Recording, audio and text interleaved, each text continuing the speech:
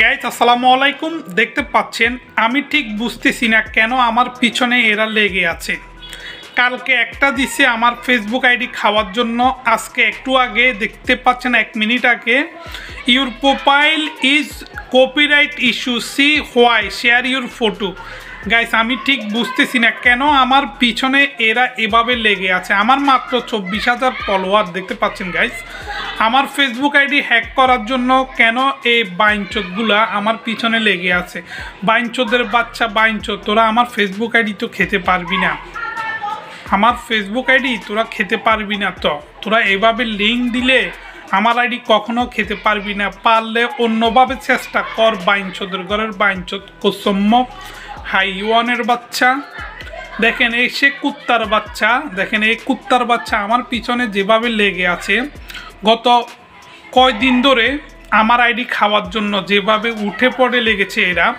কালকেও একটি দিয়েছিল, আমি যে কন্টেন্ট তৈরি করেছিলাম, যে একটি ভিডিও তৈরি করেছিলাম, সেই ভিডিওর মধ্যে সামথিং ইস্যু নিয়ে আমাকে যে একটি লিঙ্ক দিছে, আমি যদি এখানে ক্লিক করি your profile is copyright issue.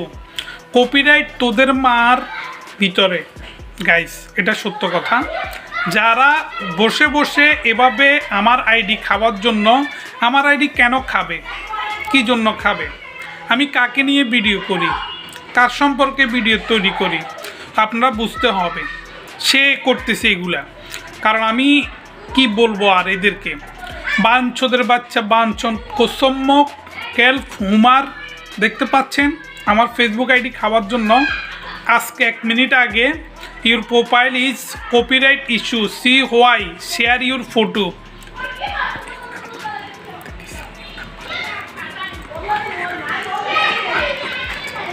Guys বুঝতে পাচ্ছেন কি বলছি আমি।